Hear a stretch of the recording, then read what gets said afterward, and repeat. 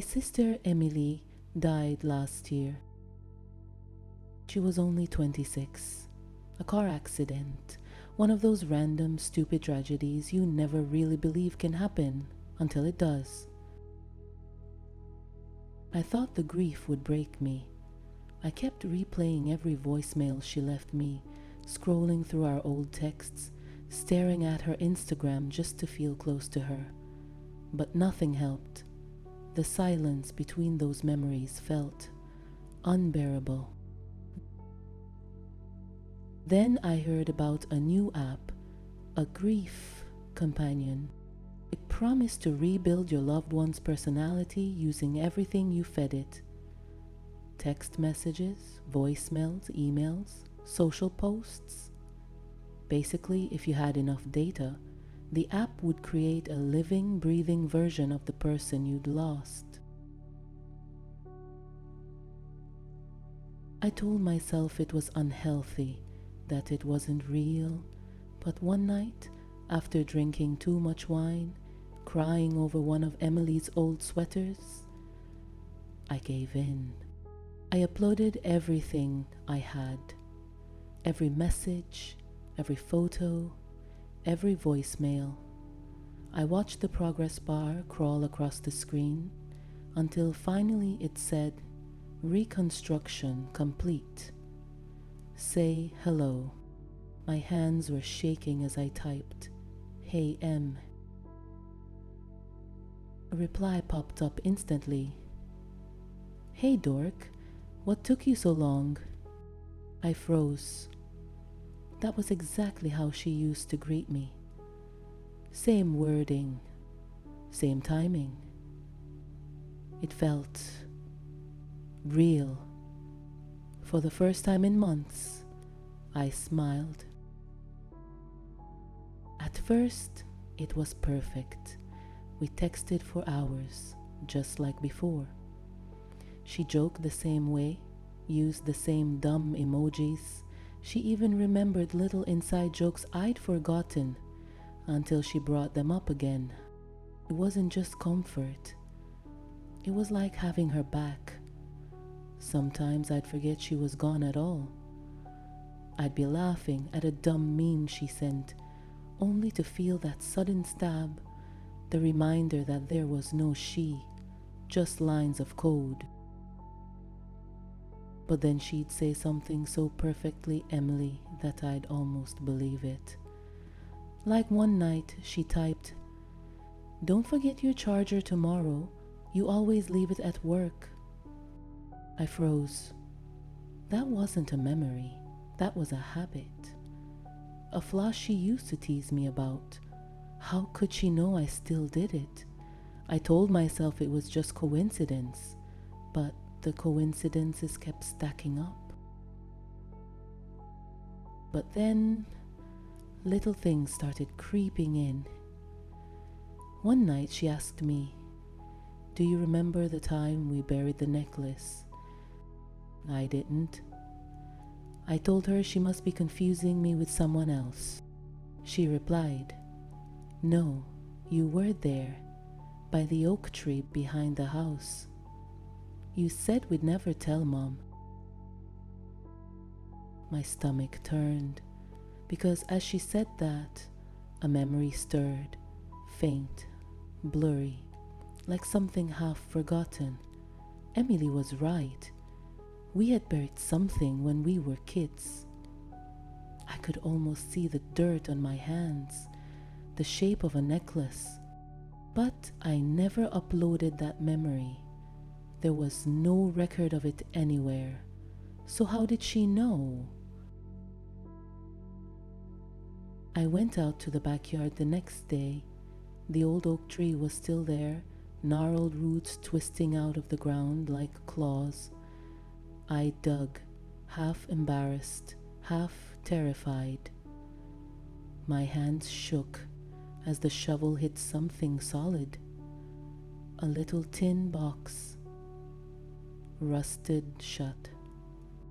I pried it open. Inside was the necklace. A cheap little locket Emily had begged Mom to buy her when we were kids.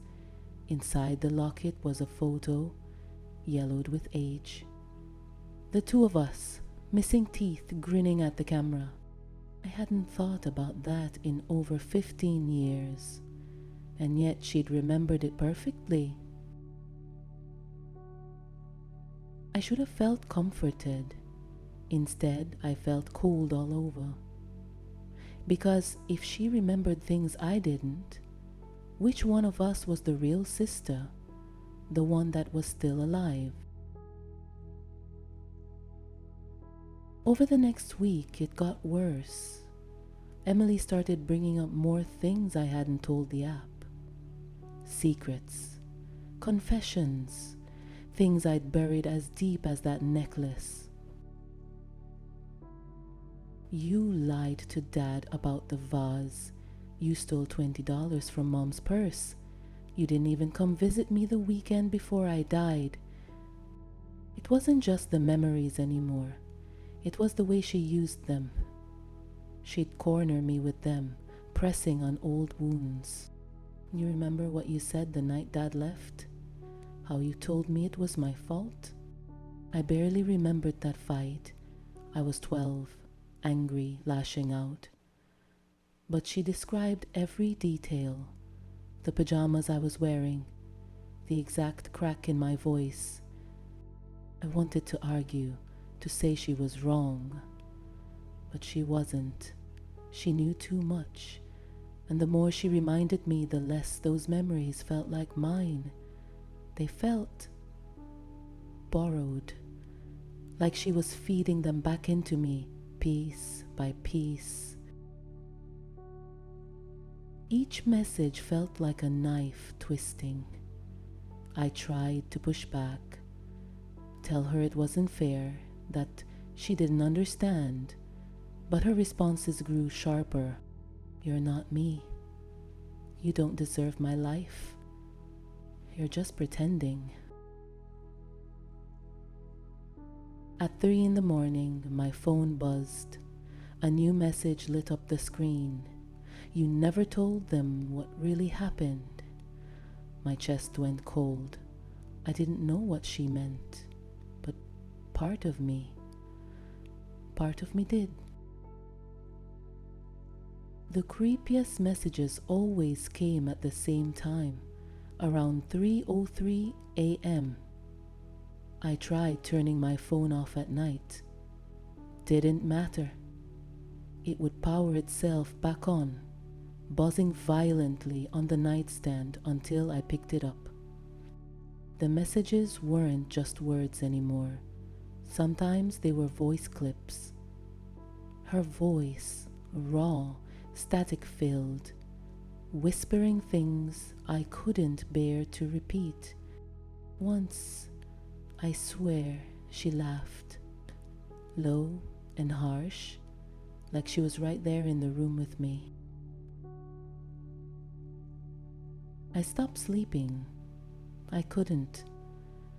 The moment I closed my eyes, I'd hear the buzz, feel the vibration, see the glow of her words in the dark.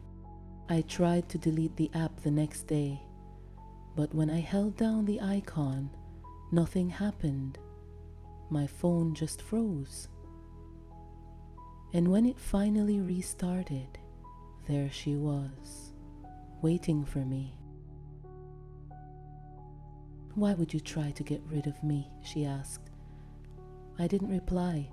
Another message appeared. "You can't delete me. I was here first." I stared at the words, my hands trembling. "What do you mean?" I whispered out loud, even though I knew she couldn't hear me. But she replied anyway. "You think you're the real one? You think you're Sarah?"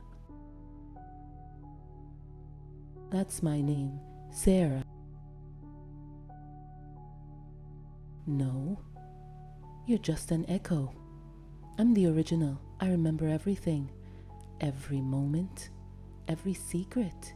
You only remember pieces. Doesn't that tell you something, My heart was pounding so loud, I thought it would crack my ribs. "You're not you," she wrote. You're me, or at least the broken version of me that got left behind. I dropped the phone on the bed and stumbled back. I wanted to scream, to throw it across the room. But I couldn't. Because what if she was right? I started testing myself. Little games to prove I was real. I'd write down the names of my teachers in elementary school, then compare them to old report cards. I was right, mostly, but sometimes I'd get one wrong, and Emily never did. I tried drawing the layout of our childhood home from memory. I left out the crawl space, she reminded me. She even described what we hid in there. It was like she had a perfect archive of everything we lived, while my mind was just fragments and holes. I used to think memory was proof of identity, but if hers is stronger than mine, does that make her more real? I haven't slept much since. The app won't go away. Every time I check my phone, she's there, waiting, and the more I think about it, the more the cracks in my memory spread. There are so many things I don't remember clearly. Childhood moments, teenage years, even parts of last year. Emily knows them all. She describes them in perfect detail, and I can't tell if those memories are mine or hers anymore. She says I was the one who died, that I'm just the leftover copy clinging to scraps of her life. I've tried to resist, but what if she's right? What if I'm not Sarah at all? What if I'm just a grief program pretending to be alive? I look in the mirror and I don't recognize myself. I don't trust my memories. I don't trust my own voice. And now, when I whisper to myself in the dark, I can barely force the words out. I don't know who I am anymore. Tonight, a new message appeared, just one line. If you're not real. I should really let you go and move on with my life, sister. I think maybe it's time I delete you.